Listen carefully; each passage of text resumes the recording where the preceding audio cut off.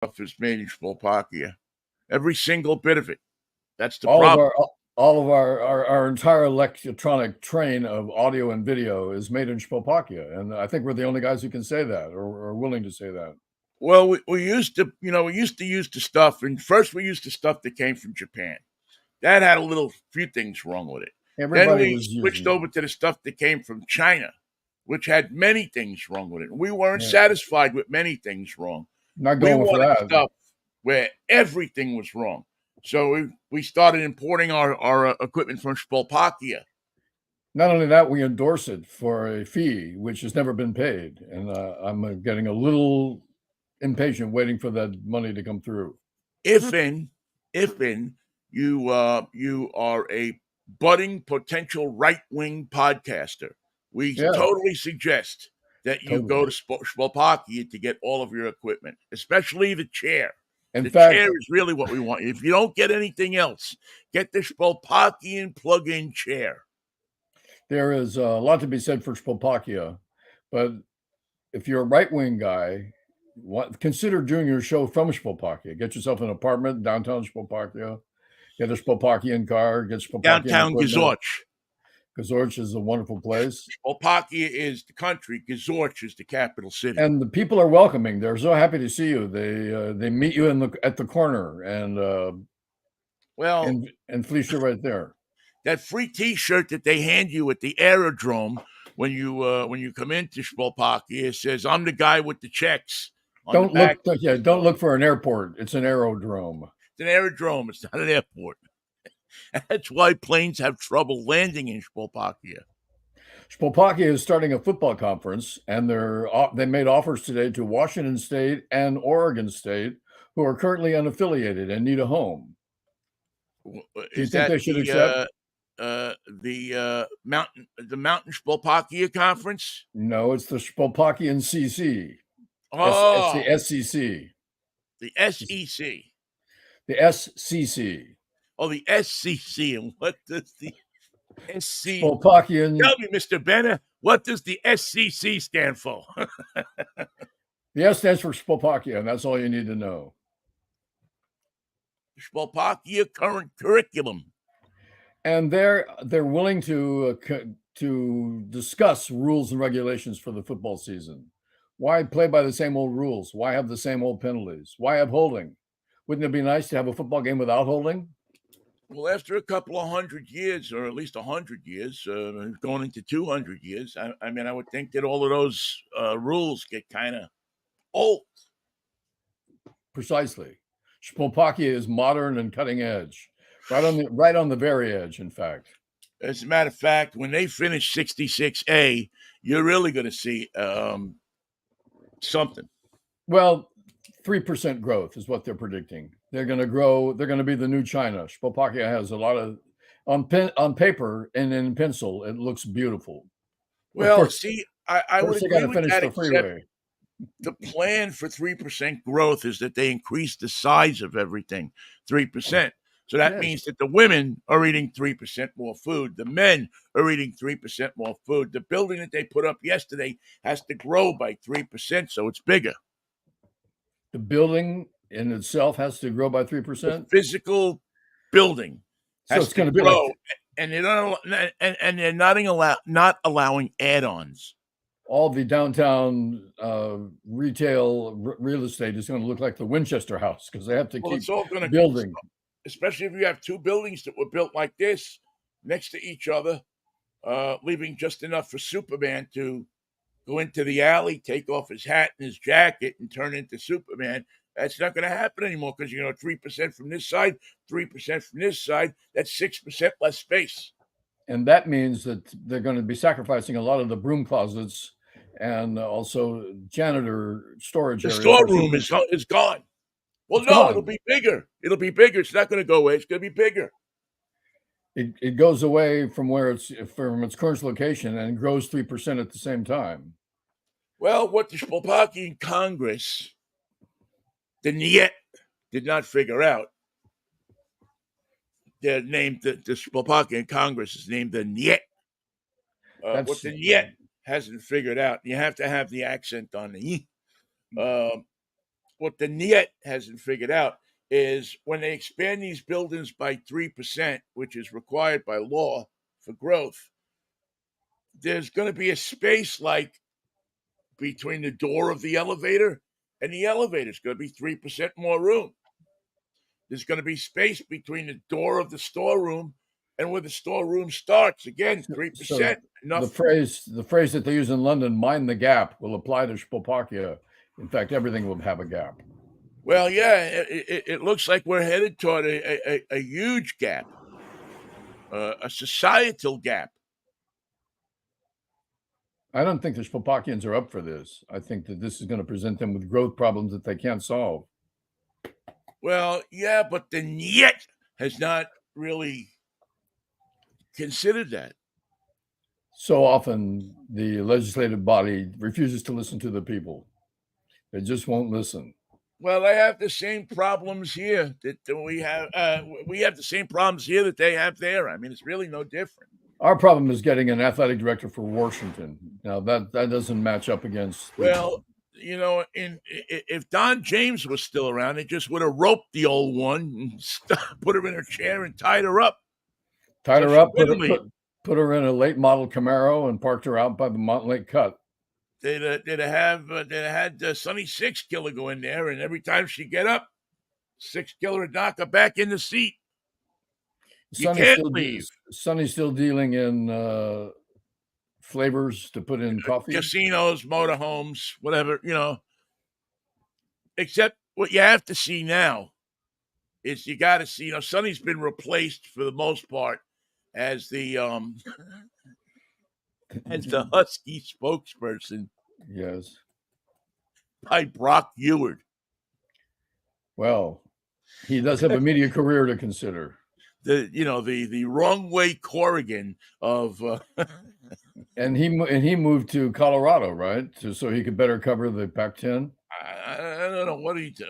I know he was here and then he left, and now I don't know, maybe he's back. I don't know. You know, the Ewards down in Puyallup, they grow like wildflowers. There's a young one coming up. It's going to be the best ever. Well, he just came up and he wasn't. But there's a young one coming up. It's going to be. There's always a young one coming up. They're growing them down there. That's what they do. Pig Wallop grows Ewards. There's I mean, let's face it. And they're big. They're big, athletic kids. Look out. Mike Eward, the coach, had all of these kids, and now they're having kids, and it's a never ending. As a matter of fact, I think we're old enough that some of the kids are having kids. Is there going to be room at Cairo for all of them? I don't know. I don't know. I mean, you know, Brock is doing commercials for some car dealer down in Puyallup. What's he flocking? Jeeps, Chryslers, Fords? A little bit of everything. I think it might even be a used car dealer. So it's like Cal Worthington all car dealership. Please don't insult Cal Worthington. Like I'm going to tell you something. I knew Cal Worthington, and Brock Eward, sir, is no Cal Worthington. And here's my dog Spot. Say what you want about Cal. He sold cars. Say what you want about Cal. He was entertaining, and he had the big price cards that would go on the windshield. Yep. Hold them, flex them, refer to them, point toward them.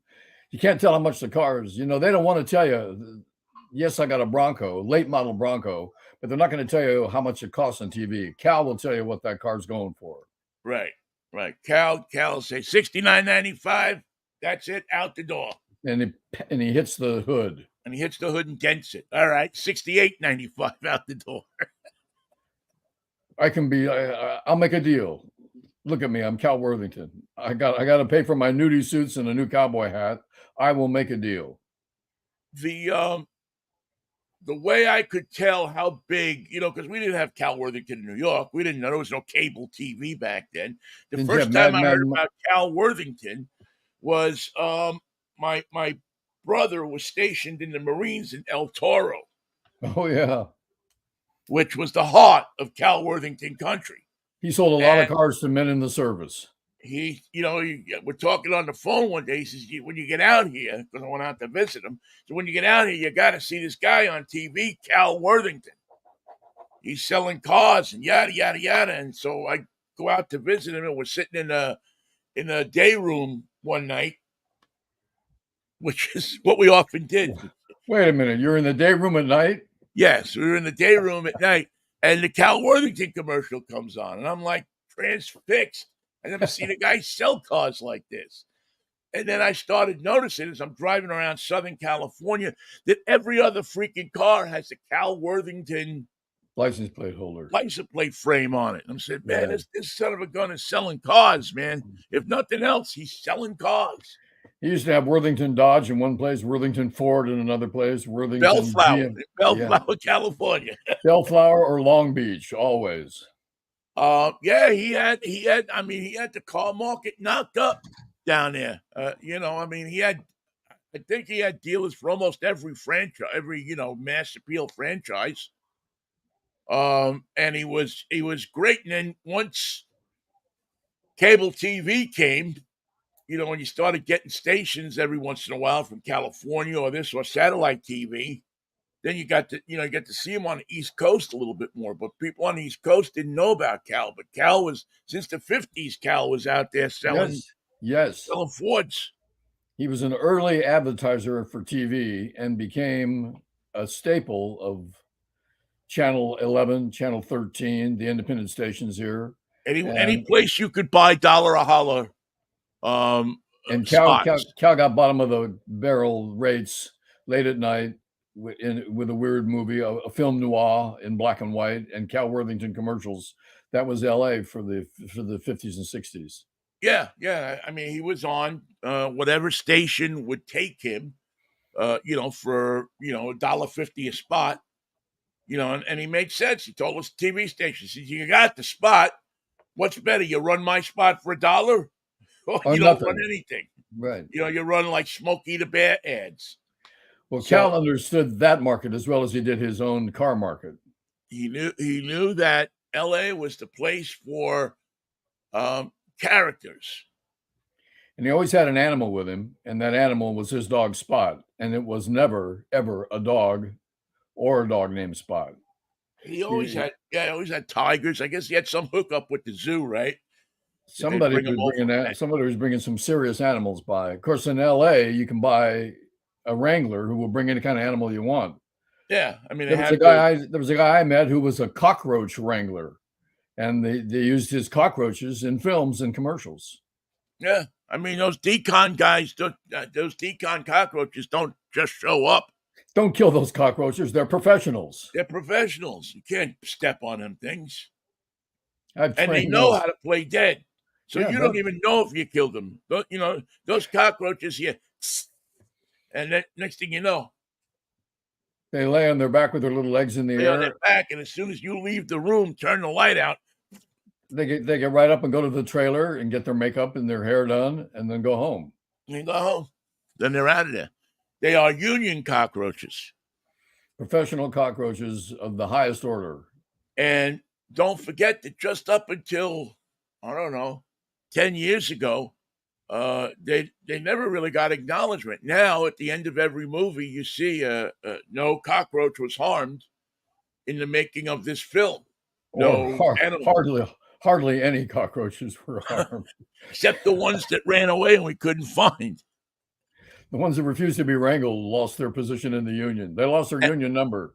And the two that wound up in Otto Preming's sandwich.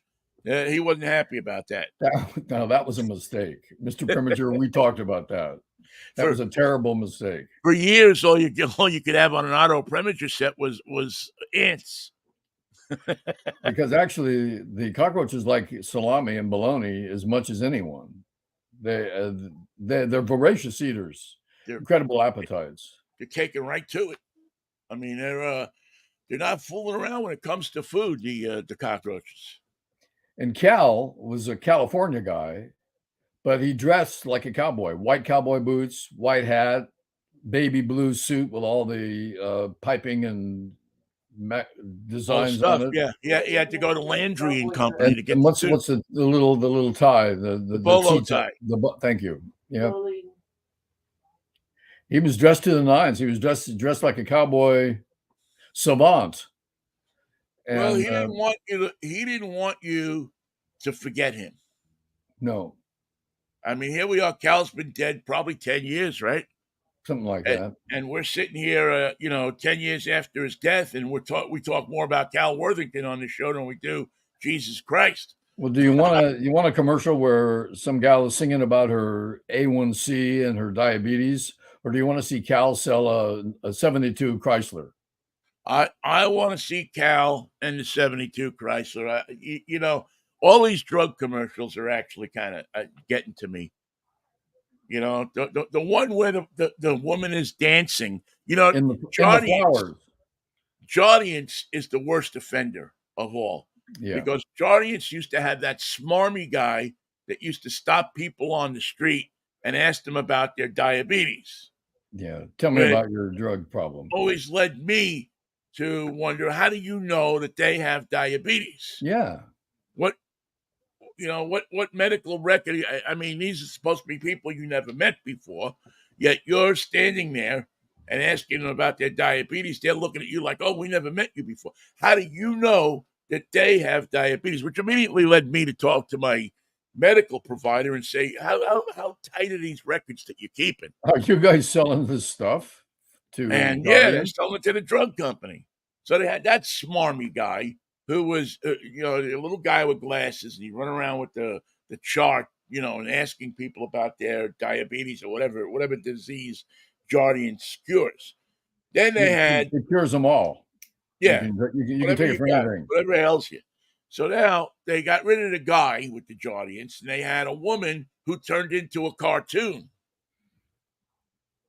which I find part of it, which happened to me once many years ago after I took this little thing that looked like a barrel. And, And you you turned into know, a cartoon? yeah. What cartoon were you? Were you the Everybody was turning into cartoons. Were you Snuffy Smith or the Katzenjammer Kids? Or I maybe was Doomsday? bodacious, baby. You were the fabulous Furry Freak Brothers and their dog and their I cat. kept on trucking. Mr. Natural, please. And, they tried using that for a while, and that didn't work. Now they have their believability quotient has really gone down, because now they have this woman who is large, because they're trying to show empathy now with fat people. Yeah. Same woman who would never sit next to you on the bus is now in the commercial. And she's singing and dancing in the flowers. And she's singing and she's dancing. Then she goes through a wardrobe change. Yes. And then she starts to sing and dance somewhere else. And I'm sorry, she don't move that fast. There's got to be some kind of computer generation stuff going on there, because the only way I ever saw somebody like that move that fast was when the buffet was laid out. Oh, I was guessing spiders, but buffet is better. Yeah, no, the buffet. You smell it. They're taking the lid off of the serving dish over at Craft Services, and she's there ahead of everybody. Everybody heard that happen. By the way, spiders in Slovakia now are only jumping spiders. They've gotten rid of everything except the jumping spiders, and they can't deal with those because they jump. They jump from here to there. So we're down to one spider in Slovakia, but it's a big one and it jumps. And for now, the government's given up. They say one spider's not so bad. Does it go from city to city, or can Wall it to jump that wall. far? Yeah, eventually. It's like it spreads at the same rate as the Africanized bees. Do you remember that? Oh yeah. Well, the killer wasps. We had those here in Washington. Was it killer wasps or killer hornets? But is Wenatchee still on fire, by the way? I don't think so. Well, I don't know, to be honest with you. They I don't know thought, either. yeah, I thought it stopped burning, but I think it stopped burning and somebody else told a lie. It started up again. Well, it's apple time in Wenatchee. It's getting close, right? Apple Festival time. That's the Is that what spring. they have there? That's in the spring. But Apple, it's always Apple time there. In fact, as the Apple industry evolves, thanks to a lot of the work done at Washington State University, they've actually changed the way the apple trees are grown. They grow them thin like this, so they can go by on both sides and harvest them with equipment. They've changed everything about the apple. And as an Apple consumer, I can tell you that the Honey Crisp, one of the great inventions of mankind, all because of Washington State. Get yourself a Honey Crisp. Get yourself a whole box of Honey Crisp apples today. I'm a Mac guy, man. I love my Macintosh. No, there's nothing wrong with Macintosh. It's a sweet, wonderful apple. Yeah, I'm a Macintosh guy. I love my Macintoshes, except funnily, I'm starting to talk like Donald Trump. Funny though that I love Macintoshes to eat, but I think I like those Honey Crisps in pie. Well, they're sweet like the Macintosh, but they're crisper than the Macintosh by comparison. All right, Mikey, I have the You have the results? the jobs in Wenatchee. Employment opportunities. Okay, let's take this seriously now. Where are we going to work?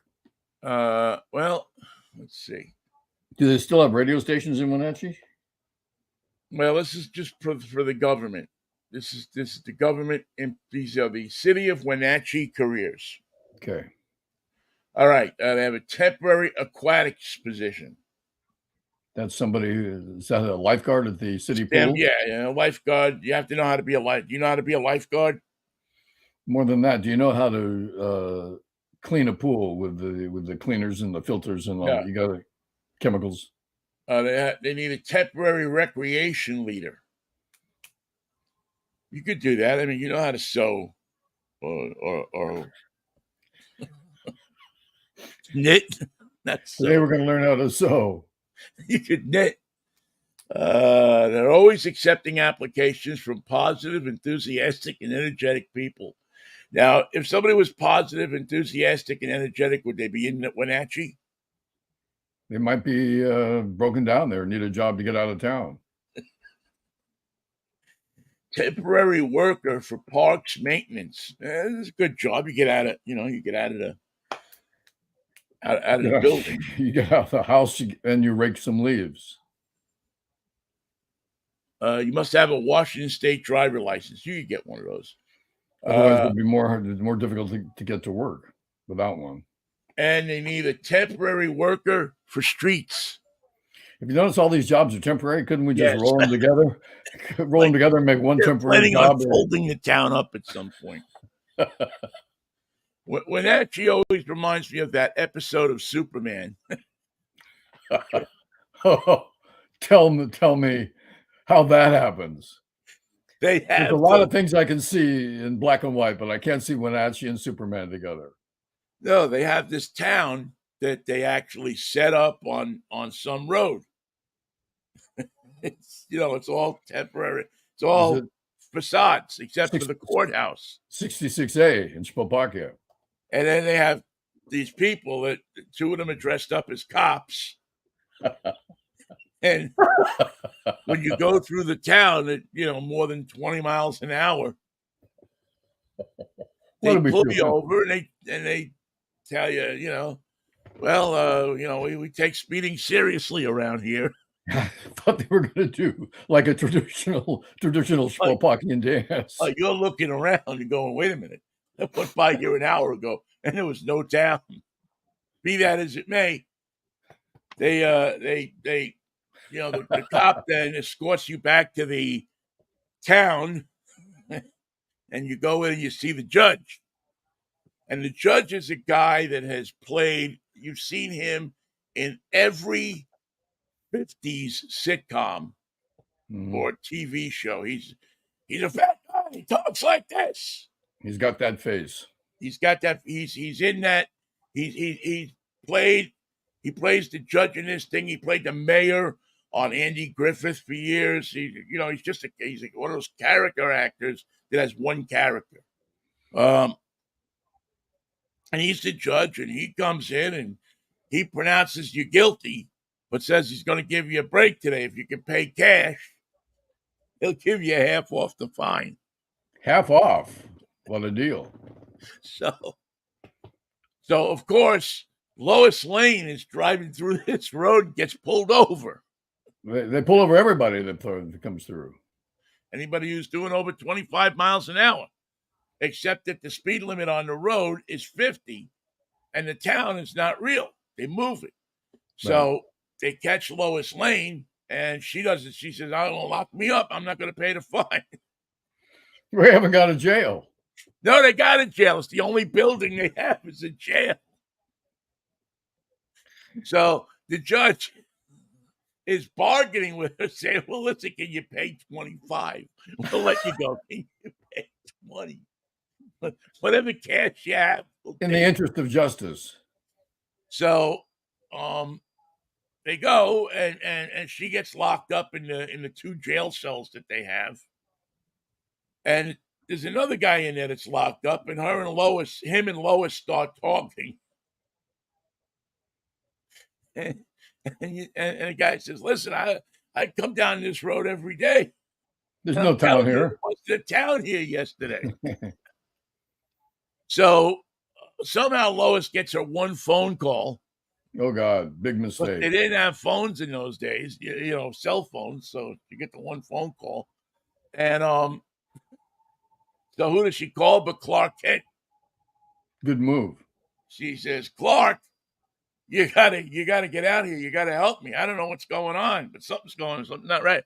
So Clark changes into Superman, but not before he tells Inspector Henderson.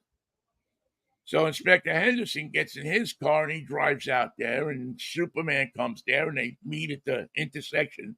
That isn't an intersection anymore because they moved the town again during the night. Wow. So Lois and the guy who's the trucking guy or whatever, they're talking. So, it was sure funny last night. Says, "If I could have sworn this place was moving." So Clark and Superman meet up where the town was, 25 miles out of Silsby, and they're looking around and they say, "Well, there's no town here." But Superman, of course, notices that there's nails on the ground. And splinters of wood. So something must have gone on here. And being as there isn't any such thing as aliens, which I really never believed because not for nothing. Superman's an alien. Superman's an alien. Yeah. I mean, the whole mystery is solved. This is what they look like on other planets. We got some catching up to do. They wear capes, though, more often than we do. I don't think they wore capes until I think that was Martha Kent's idea. Because when I saw, matter of fact, I just saw it last Sunday, Superman on Earth is the story of how he got here. None of the people on Krypton are wearing capes. Interesting. So only Superboy began wearing them. Well, here's where it gets confusing. Because on TV there actually was to be a TV series called Superboy, which would have predated, which would have been the prequel to Superman. Right. But it aired once, I think, as a special. And then that was it. George Reeves put a lot of people out of business by killing himself, if he did kill himself. Because they were going to have a spinoff with Jimmy Olsen. Then they were going to do a Superman without Clark Kent. They were just going to use Superman. The scenes of him flying.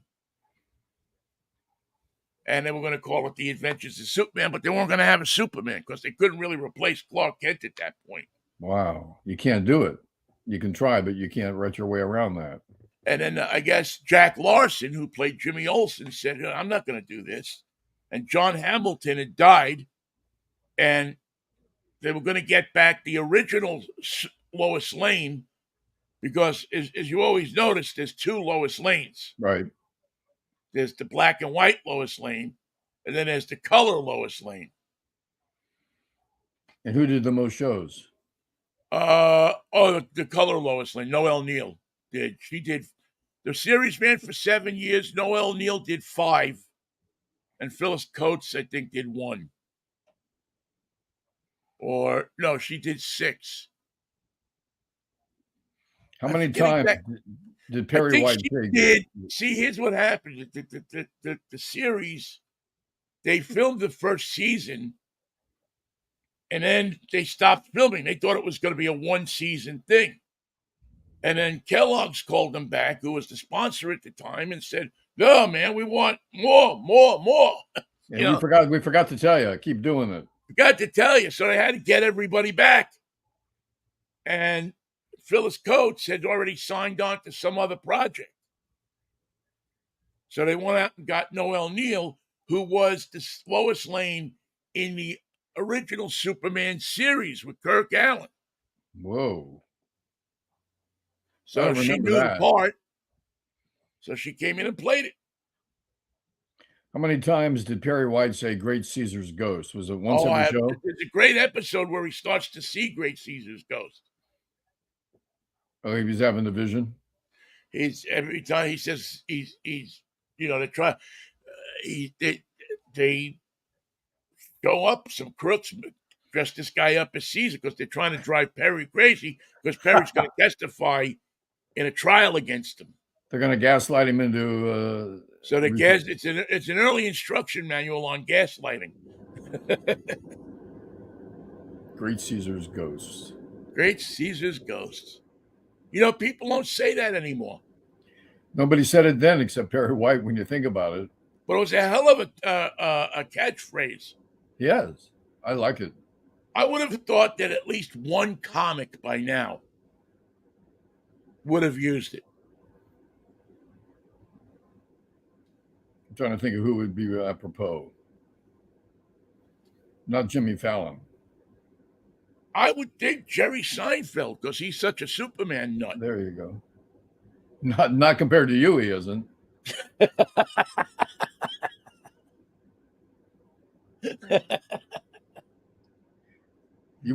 Except that I'm only. If this is your first time watching, Vinnie has embodied Superman, the television series, and made it his own.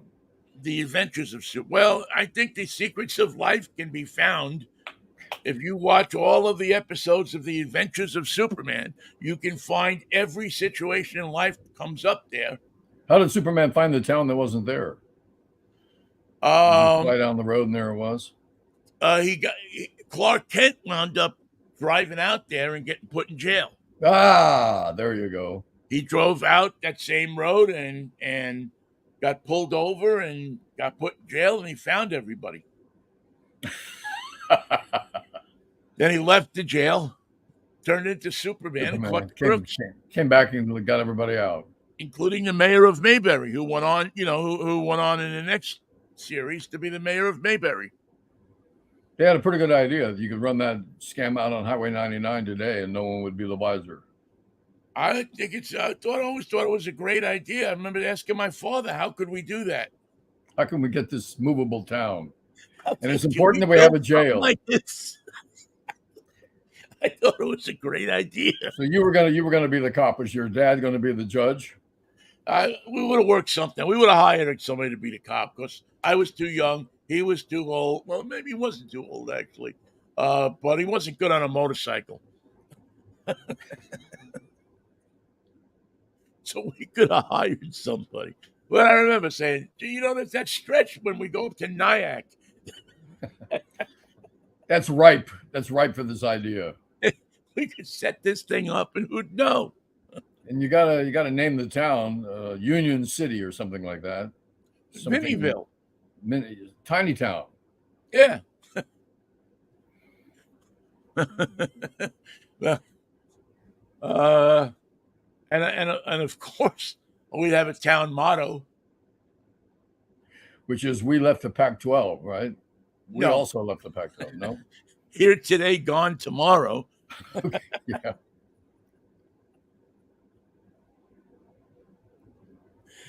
Oh man! While you're here, we'll take a look at our list of temporary jobs that are being offered in Tiny Let's Town. see. Temporary worker. You know, you look like a. What now? What do you got me doing now? It's no permanent jobs in Wenatchee. Nothing. Except the Everything was temporary. person who puts up the job board. Yeah, they got a That's a permanent job. City of Wenatchee career. They don't call them jobs; they call them careers. Might be a misuse of that word.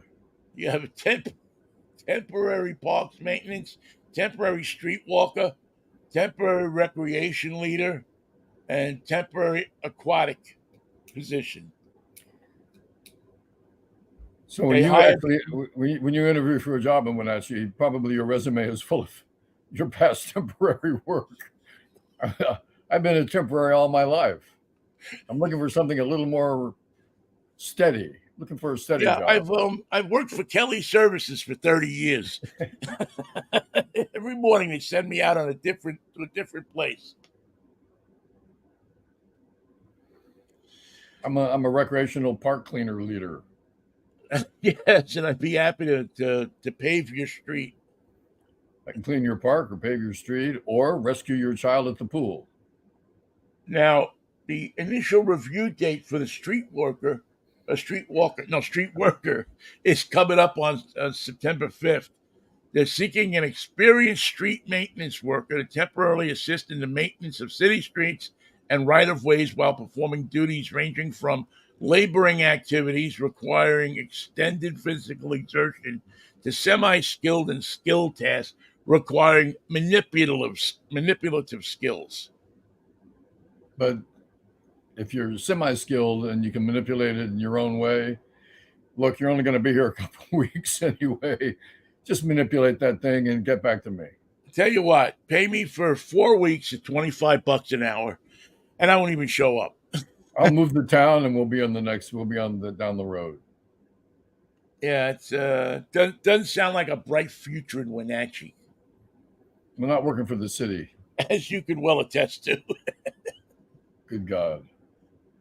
Don't get me started.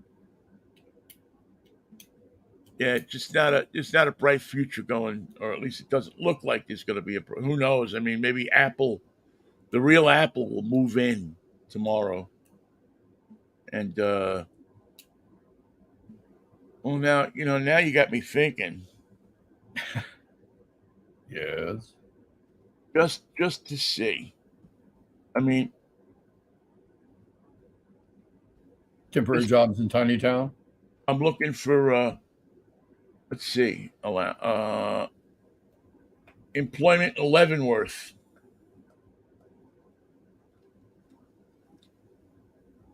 Leavenworth jobs. Job openings in Leavenworth County. Oh, that's Kansas, isn't it? That's where the they're looking for Michael. They're looking for judges. Ooh, I can do the judging. I'll do the motorcycle riding. What kind of judge do they want? This is Leavenworth.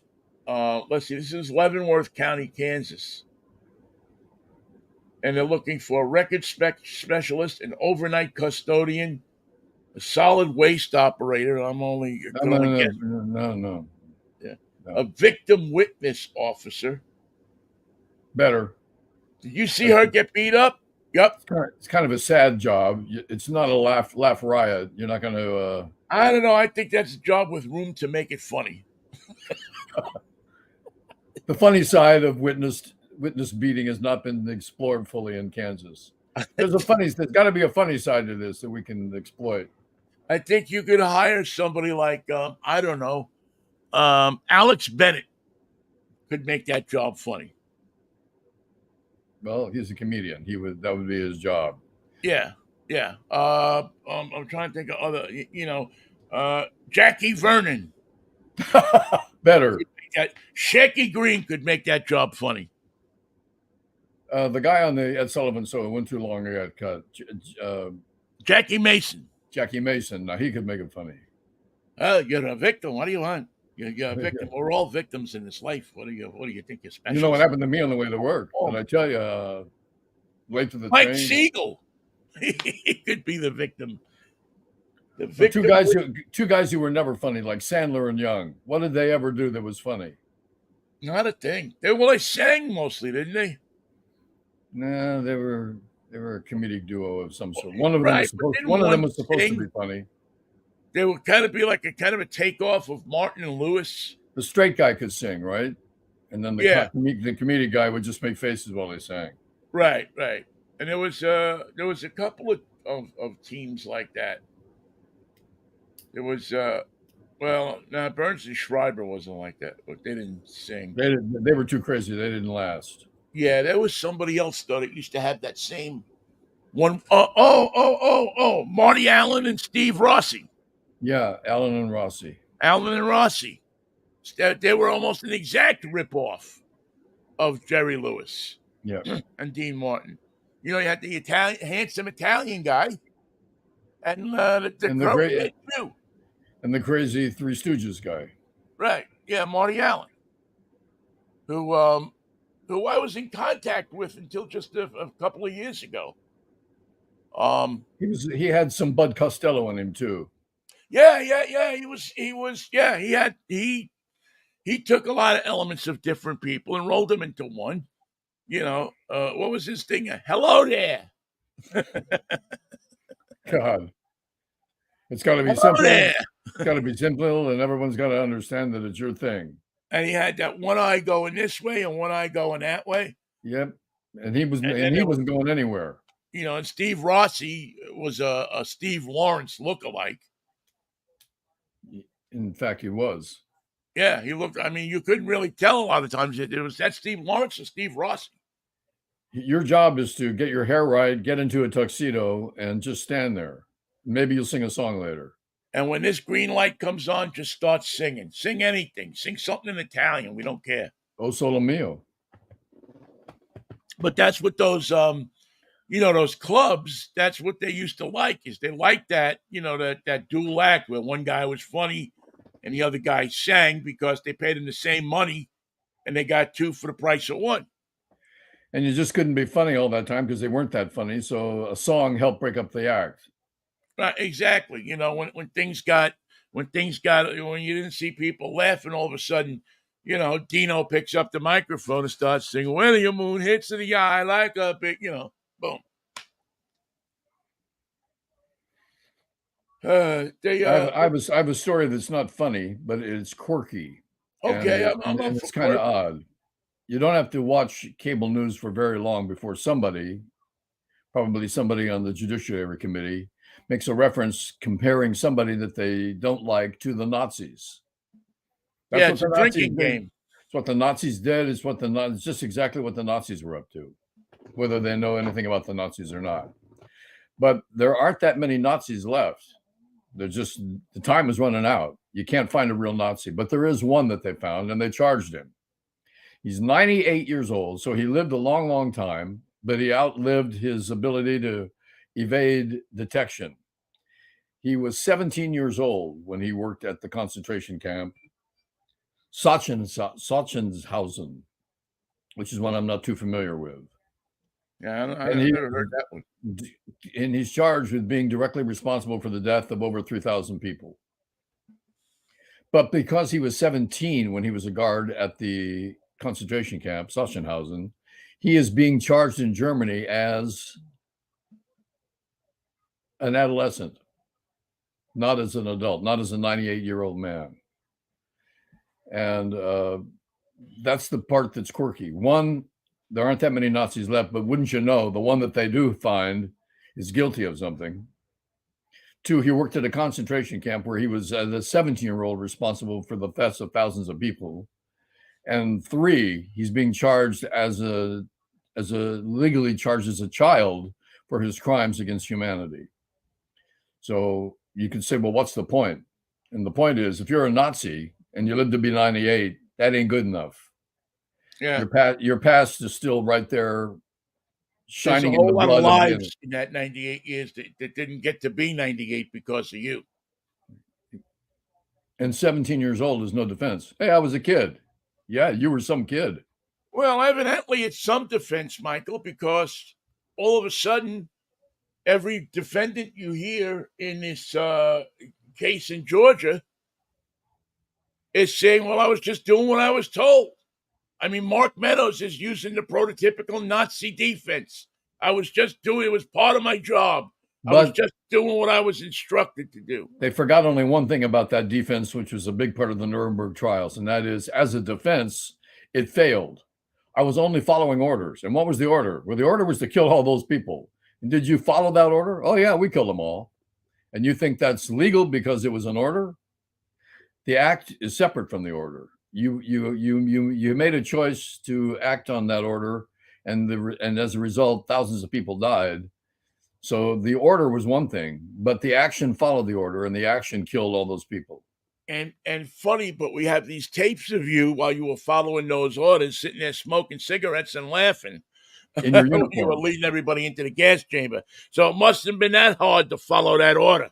No, somehow you pulled it off. You sit there and pose for those pictures, thinking that, oh, this is going to be great. In 25 years when the Third Reich is taking over the world. And we want to thank Hugo Boss, the famous designer, for doing his best job with the dress uniform of the Nazi SS. Those black uniforms with the death's head on the cap were stellar. Very cool uniforms. Go for a lot of money if you can find one. I wonder. Well, they're wool, so I don't think that they're not lasting any longer than the last 17-year-old fascists. If you want to know what fascism is all about, you turn 17-year-old kids into killers, and you have them working a nice job with a future, not a temporary job working in the parks in Wenatchee. This is a full-time job working for the Third Reich in a concentration camp where there's lots to do every day. Well, wouldn't you call Kyle Rittenhouse? That's his story, right? They made me do it. They told me to do it. He's got a future. His defense was a little watery, but it was mostly he had a judge on his side, if you recall. They refused to let the victims be called victims. It's very disturbing to know that somebody like that has anybody on his side. He's going to be like Joe the plumber in a couple of years. Well, he had the cops too. I mean, the cops saw him with the gun and didn't do anything. I mean, they were locking up black people like it was going out of style, but they saw some white guy walking down the freaking street with an AR-15. He couldn't be up there. Didn't they have bandoleros too? Yeah, they had everything. And they wave him aside. We're coming through here. We got things to do. Get out of the road. Out of the way. Who the hell was that kid? I don't know. You'll know in a week or two. Yeah, we'll catch up on that one. I was only following orders. I know that's the defense. That's Mark Meadows' defense right now. I was only following orders. Nope, that does not. That's an interesting concept. But you didn't question the orders. You didn't stop before the order was carried out. You didn't offer a debate over the type of order it was. You just followed them, and that means that you're part of the. As it applies to the Georgia case, you're part of the furtherance of a criminal enterprise. I will bet you whatever you want to bet. You could come up with anything in the world that isn't ours, but I would bet you that he did more than just follow orders. I mean, he was at the eye of the hurricane. And remember, he was like the fourth chief of staff that Trump had, and each one became less of an individual and more of a functionary who was there to do the job without question. Without question. Yeah, it's just like what's his name, Barr. Barr is, this was bullshit and that was bullshit and this and that and the other thing. Well, why didn't you do anything to stop it? It's part of the cult thing. Once you're close to the flame like that, all things become possible. We can avoid the law. We don't have to follow the law. We can make our own laws. We can do the show right here. Donald Trump. Why didn't you stop him? You had the power to stop him. Why did you enable him? Why did you make it easier? Why did you lie on his behalf? Why did you distort the truth? Why, as the head of the Department of Justice, did you say and do these following things? And Yeah, take your book and stick it. now he's come to his senses and wants to be paid as an expert. Well, he's got books to sell. Everybody's got a book to sell. He's got books to sell, so he's got now he has to put. Same thing with Woodward. Now, I'm not saying that Woodward could have stopped anything, but he could have talked about it and said no. He kept his notes. This guy's batshit crazy. But I'm not going to tell anybody because it'll ruin the sales of my book. And that's how I make that's how I have the ability to. And presidents keep talking to him. The funny thing of it, even Trump, who has not talked to anybody, would talk to Woodward. Well, that's what I'm saying. He knew about this stuff from Trump long before it became public. Yeah. When people thought he was crazy, Trump was crazy, Woodward knew he was crazy. Call me crazy, but who's in first place right now? Are the Giants? No, we're trying. We've won 3 in a row against. We won 3 out of 4 against the Reds, the Braves, and now San Diego. We beat them last night, 6-1. We're on a roll, but we're not on the roll that the Mariners are on yet. We haven't achieved their success. Well, we are at the weekend of conundrum. Oh dear, that sounds like a Superman episode. Yes, we are at the weekend of conundrum because your New York Mets, your Seattle Mariners open up a series tonight at Citi Field against the New York Mets. And the Mets are not in any mood to lose at home. Well, no, the conundrum is I'm a Mets fan. Well, that's it. Period. Don't say anything else. Yeah. So, I love the Mariners and everything. I'm a Mariners fan too, but I don't have the same feeling for the Mariners I have for the Mets. So for my money, the Mets sweep. Go knock their asses off. They need a rest. And then when you get to, I don't know where they're going next. I think Boston or something like that. When you get to Boston, beat the shit out of the Red Sox. There you go. Get on your feet with the Red Sox. But with the Mets, may your stay in Queens be quite unpleasant. Sorry, kids. I'm sorry, but that's the truth. Well, you have a team. You don't change teams. You become interested in the Pirates if you work in Pittsburgh. You become interested in the Dodgers if you work in LA. But you don't change your team. You don't. Yeah, your team is your team. See, that's what a lot of Mariner fans don't understand. They don't have a team. They never had any team, let alone the Mariners then. And that's something that we spend hours talking about on Sports Talk is that, what is the, if you're rooting for the Mariners, do you stop rooting for them for 3 games? Yeah, you do. Because they're playing your team, the team you grew up with, the team that introduced you to baseball, the team that's why oh my God, back in 2000,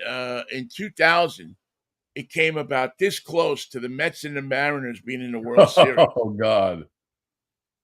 And I would have just, that's when I would have had to just slip into job mode and just do my job. And which would have really sucked to not be able to root for a team. But who's your college team, by the way? The college football team, because college football began last night with the Utes in Florida. And Florida showed up in Salt Lake City going, oh, what a little stadium, what a little quaint little town. What an interesting thing. Then they had to play the first half of the game at 5,000 feet and got gassed, and it was 27-3 before they knew what day it was. Yeah. They forget that those other kids work out in that stuff all the time. They know how to. Also, when you get to somebody's visiting, you visit their field, keep your mouth shut. They learn that. My college team is probably is more than anything else the Cougars. We really didn't have a college team growing up. The Cougs are opening on the road. Cougs are opening in Fort Collins, Colorado, playing Colorado State tonight. It's too early for college football. It has begun. You're not supposed to have college football until the weather gets cold, because it's just UCLA be playing down the street. everything. UCLA is going to be playing down the street at the Rose Bowl for the first time in the new season, and it'll be quite an evening down there. Drive by the T-shirt stand and get a T-shirt if you need a UCLA T-shirt. I don't. That's all they're selling. Now, who's coaching UCLA these days? Chip. What's his last name? He coached the 49ers. Oh, yeah. He coached Oregon. Come on, Chip. Not Lydom. One of the Chips. One of the most famous of all the Chips. Chips aplenty. Chips Ahoy. And Ahoy is what they did. They started at USC and UCLA, made their first move by joining the Big 12, and that started the fractioning of the Pac-12, which is now the Pac-2. Which are the Giants, right? Like the Giants. I mean, they're in the same boat as the Giants. The Dodgers moved to L.A., and they needed somebody to go with them. So they hornswoggled Horace Stoneham into bringing the Giants. Horace, have a drink and do what I tell you. Yeah. O'Malley hornswoggled Horace Stoneham into bringing the Giants to San Francisco. And the first thing they did was hornswoggle the mayor, George Christopher, who bought cheap land at Candlestick Park and said, "I've got the perfect spot for the stadium." When that was not the case. Not, from Harney, right? They could have built the whole thing at Seal Stadium, but the owner of Seal Stadium was owned by a private guy, a single man, who wanted them to negotiate with him. And they said, "No, we'll just take the land." And he said, "You'll never get the land." And he was right. They fought, and Christopher built it out in the middle of nowhere at Candlestick Point. Could have been a downtown stadium all these years. And Harney, I guess from what I've read, I wasn't there. The construction man wasn't he the Public Works Commissioner or something like that? Hand in glove. And owned all that land out of Candlestick and pulled some hornswoggling deal to sell it to the city at 2 or 3 times what it was worth. It was a typical San Francisco boondoggle. Yeah. Yeah. And the only team that took advantage of it were the 49ers when they played there. Somehow, that strange stadium became a great home for them, which they've not been able to equal at their new digs in Santa Clara. Yeah, they had. I mean, I don't think they were that good at Kezar either, were they? No, they were never a competitor. They had great teams. They had Y.E. Tittle, Lionel Malini, Bob St. Clair, Joe Perry, John Henry Johnson. They had great teams, but not in the win. But it never translated to the success that they had in Candlestick. No, nowhere near it. And it doesn't translate down in Santa Clara either. I remember my only trip to Kezar. We saw the Detroit Lions beat us, and you sat on benches. There were no individual seats. Yeah. And God, over here, there's 2 guys with 4 roses, half pints going at it with fists and feet. It was a wild place. Not very much in the San Francisco mode. You would think, oh, well, sedate San Francisco, they're having a good time at the football game. God, it looked like. Yeah, that was a battleground, man. That place, what was the name of the place that was across the street from Kezar? Right on the corner, there was a bar. And there was a high school, too. Yeah, there was a high school there, and it was also a bar. It was right on the corner from Kezar. And I remember going in there the first time I went to California, which was 72, something like that, 71. So it might have been the last year of Kezar. You remember any of the players? Was Forrest Blue on the team? No, I don't remember. John David Crow. I'd have to look at the Brody was the quarterback. I bet you anything that Brody was already the quarterback. John Brody. It could have been 72, 71. Yep, that was him. Yeah. I know it was one of the roughest bars I was ever in my life. Whatever A lot of the people throwing shit. whatever the market will bear. There was a lot of people throwing a lot of stuff at people. It was a rowdy crowd. Well, people tend to forget that when San Francisco had people living in it, it was a rowdy town. Now we got rid of all the people. Look at the mess we're in. Hey, there's something that we have to watch for in Solano County. Hundreds of acres of land have been bought up by a series of tech billionaires who have just put a questionnaire to the people of Solano County around between Vallejo and Travis Air Force Base. What would you think of a planned city with tens of thousands of people moving in? Their idea is to make a tech-based, tech world, tech town, all of their own creation, with their own mayor, their own laws, their own ideas, and their own series of tech people who want to live there, under the control of the tech master. Well, nothing unusual about that. I mean, it happens all over the place. It happens all over. California's full of towns like that. Well, no, but America, they move them at night and they have a little jail. They put you in, and you pay 25%. Ken McGee moves into some town in Kansas, and what do? They buy up all the land. They build housing for their people, and you got a company town. Company town is exactly what they're talking about. So what's different about it, except that it's California? There seems to be more of a George Orwell side to this, like it's the Big Brother city. Yeah, I mean, Buffalo for a long time was a. I mean, you go to Corning, New York, and it's all about Corning. Everybody that lives there works at Corning. The classmate. Yeah. For a long time, when you went to Rochester, 90% of the people worked for Kodak. Didn't anybody work for Swisher Cigars? I don't think so. Maybe. Swisher Sweets were made in Rochester. Were they? Yeah. I'm sure that there was probably some people, but I mean, that used to be a thing in many industries. Pittsburgh was a steel town. I mean, it was because all the steel plants were there, and the steel places, the robber barons ran the town. Because they had this gigantic immigrant workforce that had to live somewhere. So they lived in the company town. You had to have these people close to the plant, close to the river, close to the coal that was coming out of West Virginia. So that's Pittsburgh. I mean, people forget Pittsburgh was the fourth largest city in the United States for many years. Hey, see if you agree with this, because you've been to this part of the country. They were talking about the most inhospitable, most irascible drivers in America. And by state, both Virginia and West Virginia are in the top 5 of most angry road rage type drivers. What do you think of that? I don't know about Virginia.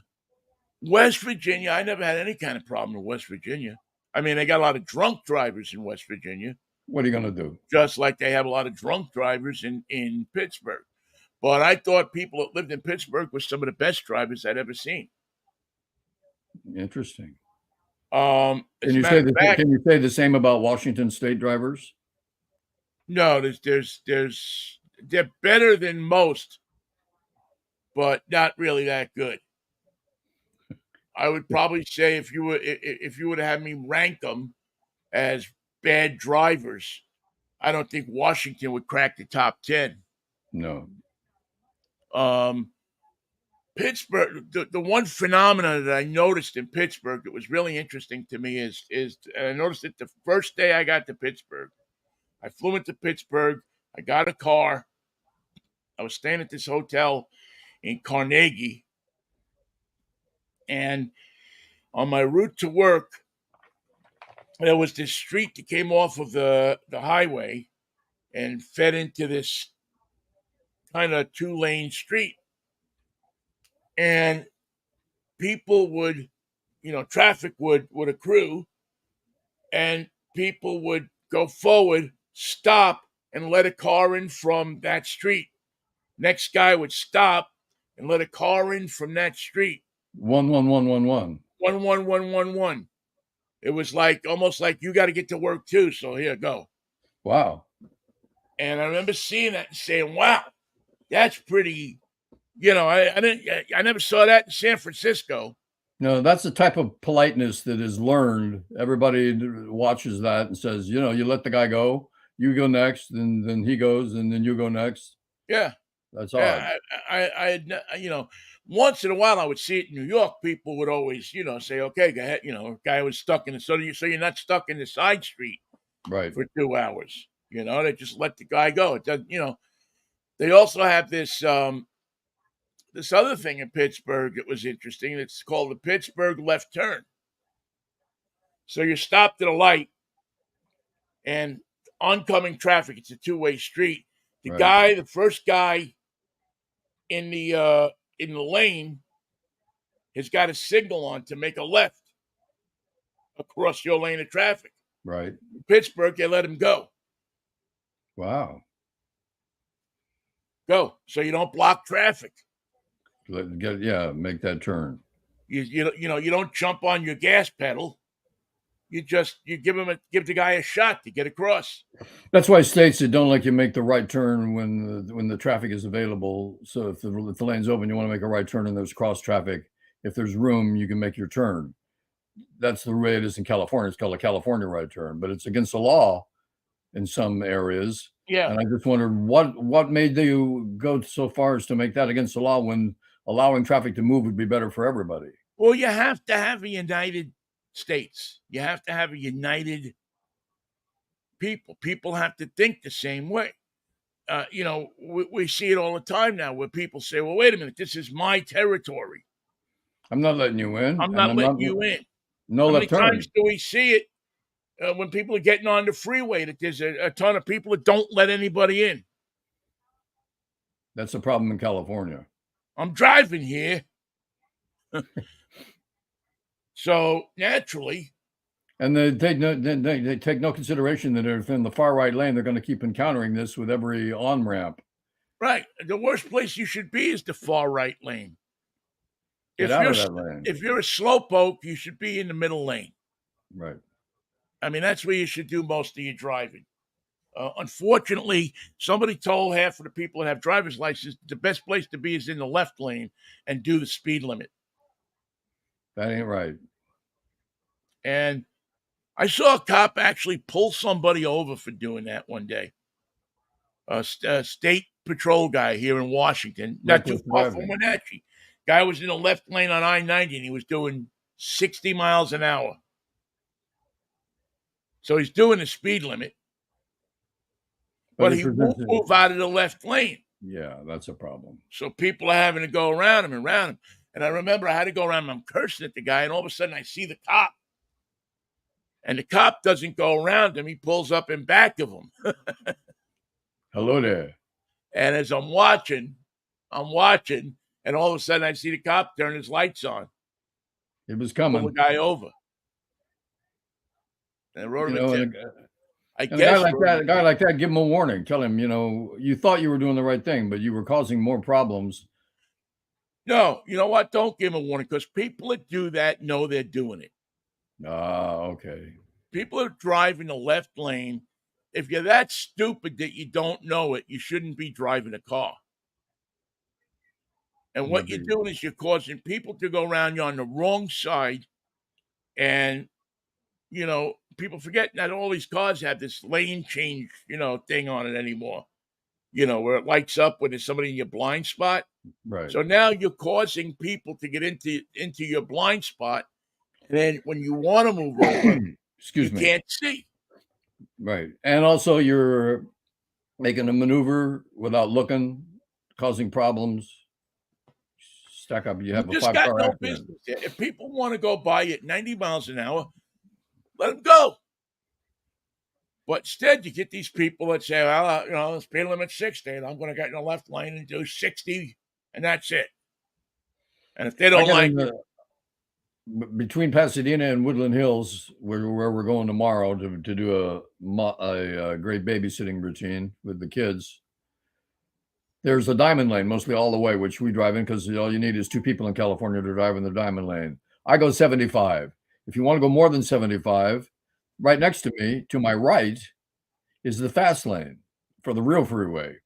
So if you want to go 90, and some people in California insist on doing that, then that's the lane you have to be in, not the diamond lane. Now, the diamond lane is for high occupancy vehicles willing to go a reasonable speed. I'd say 75 is plenty. The speed limit is 65, but it's never enforced in California. In fact, if you want to take a drive around LA, if you're on the freeway and it's wide open traffic, you're going over 80, you're going over 70 miles an hour as a matter of course. I don't know what the speed limit is in Washington, but I imagine it's 65. 60 to 70 in most, rural areas, it's 70. But the state police are letting them go. I mean, for the most part, if you're going 80, you can blend right in. You're going 90, you may have a problem. If you're going over 90, you are a problem. Yeah, I always go with Mikey. 10 miles an hour is 10, 11 miles an hour is the safe spot. You can do 10 miles an hour and usually be okay.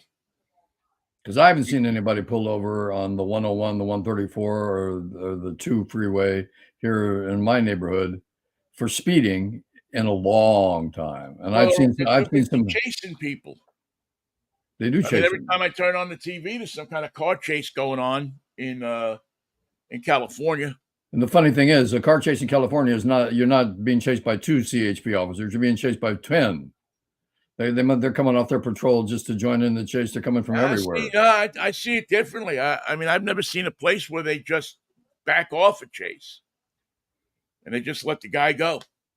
They let him go for a while, but they they eventually show up, but they don't. You don't see too many of the pursuits where they, the biggest thing is the guy in the helicopter screaming, "Use the pit maneuver! Use the pit maneuver!"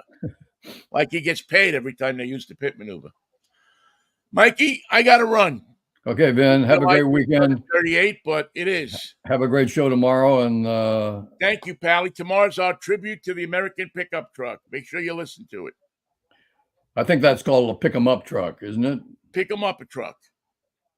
That's like it's made by Tony Lazzari, who used to be Tony Push 'em up a Lazzari. Push 'em up and get out. Up.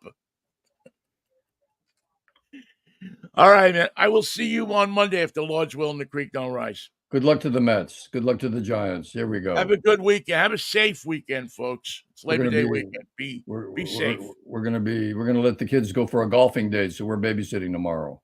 There you go. That's a beautiful thing. All right, Admiral. Commodore, please. Commodore, excuse me. I had the wrong hand too. All right, Commodore. See you on Monday if the Lord's will and the creek don't rise. And peace, love, and Manischewitz to you.